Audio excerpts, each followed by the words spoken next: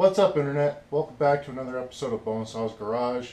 If this video looks a little bit different and if it sounds a little bit different, that's because most of the videos I've always shot, the first couple videos I've shot have all been using my cell phone and just a tripod mount adapter that I've used, things like that.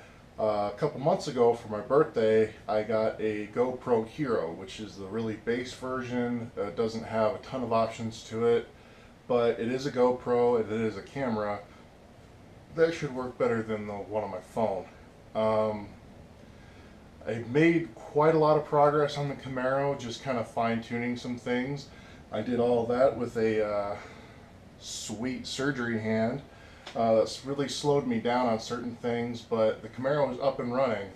I did post a quick video of me just revving it, doing that.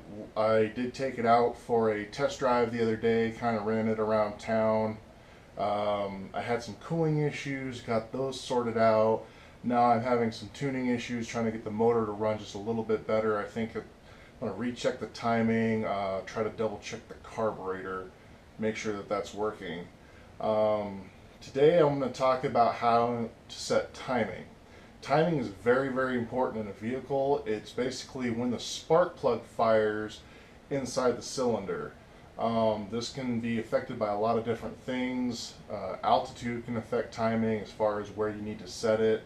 If you're running higher compression, lower compression, boosted engines, nitrous engines, they all require certain different timing. Now the engine I have, the manufacturer recommended setting at 35 degrees total timing. Now total timing is when all of your advance is into the motor. So what you would do for that is you would start the engine, you'd rev it up to about 2,500 RPM, and you would put a timing light on it. And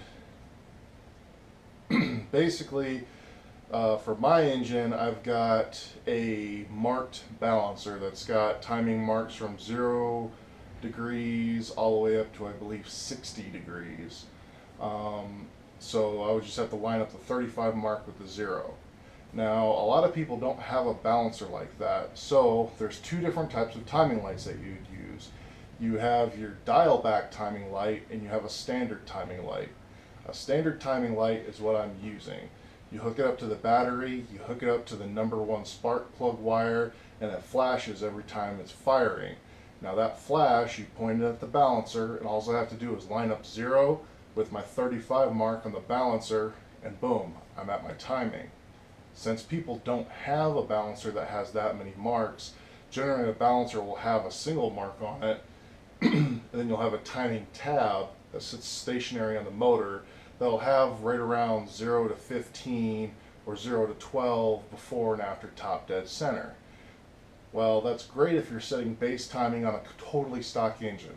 Most basic manufacturers on older cars, they'll have a base timing setting of maybe like 12 or 16 degrees at base idle. But when you start adding things like a bigger carburetor, more flow, exhaust, all that, it can change. You want to know what your total timing is set at. Now with total timing, on a dial back timing light is different. A dial back timing light is kind of how it says. It'll normally have a dial or an adjustment on there. So with a dial back timing light, you're going to take the timing light, which unfortunately I don't have a dial back timing light to show you. I can show you the standard one I have. But you take that dial back timing light, you set whatever time you want in it. It'll either have a knob with numbers or it'll be digital, and you basically can set it to 35 degrees. That'll slow the pulses down so where the 0 mark on the timing tab and that mark on your balancer will line up perfectly. You can adjust it to whatever you need. I just keep saying 35 degrees because that's what I know my motor is supposed to be at. I might call the manufacturer, see if I need to change that, because I do live at a higher altitude. It's around 6,200 feet of elevation here. So that can change. You might need a little bit different because there's less air up here. It may not make a big difference. So we'll start checking on the timing light. I'll check back with you.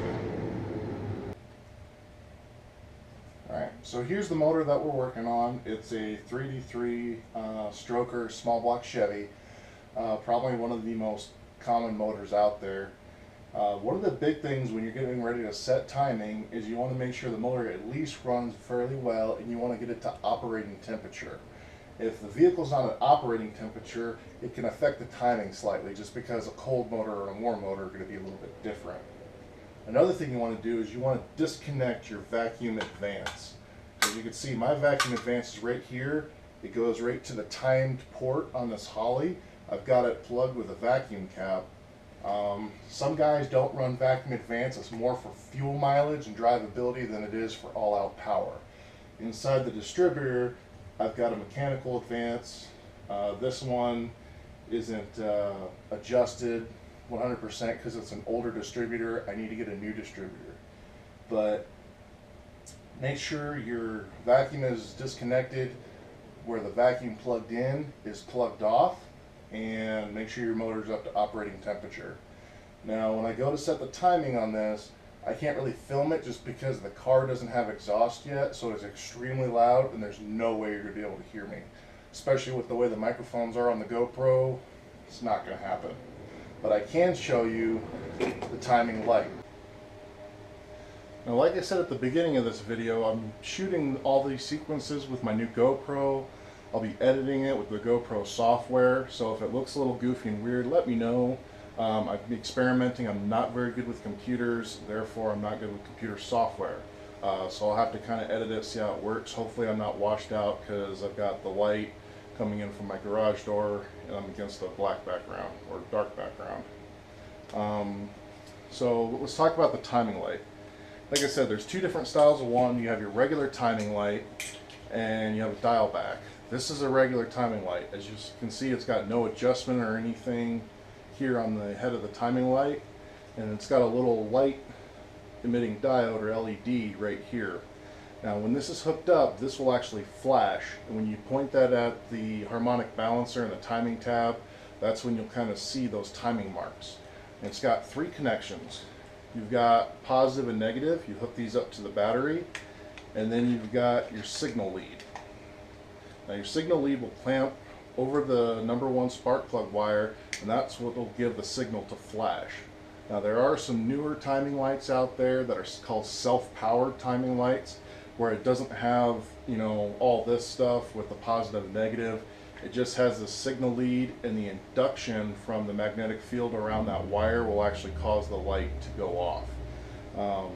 This one actually isn't even my timing light. It's one of my friends who let me borrow it. I think he forgot that he let me borrow it, and he's got new cars that don't need this, and I have an old car, so fixo facto, it's still at my garage. But with the signal lead, one thing you need to watch is some of them have, it doesn't matter which way you put them on. Other ones will actually have an arrow or tell you which way to put it on. This one, I don't know if you can see it, it actually has an arrow and it says plug. So you'd want to make sure that arrow is pointing towards the spark plug wire.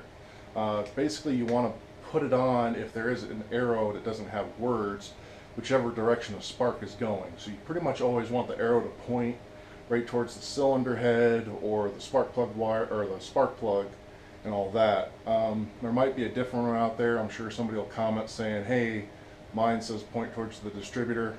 That's fine. 99% of the time the arrow is going to point to the engine or point towards the plug. So I'm going to set the timing up on this. Okay, so I double checked the timing on the Camaro, and it's still spot on at 35 degrees total timing. I was a little worried that maybe the timing had changed a little bit or something was off, but it's still spot on, so I'm still going to have to work on the carburetor a little bit. Now, timing an engine is something that's a little different nowadays compared to working on an older carbureted engine like this.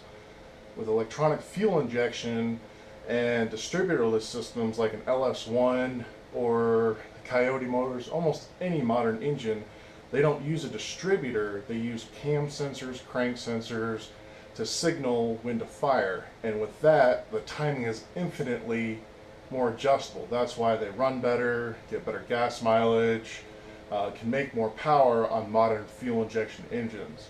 Now, timing is still something that has to be worked on because you have timing curves, how fast timing is added, all the things like that. On newer engines, it's just done on a laptop and you program everything in. Older engines like this, it's still mechanical, vacuum, things like that. Now, if I switch this to electronic fuel injection, there is some adjustability that the electronic systems can use, but since there's that distributor there, there's still a straight mechanical piece that will limit how much you can change the timing.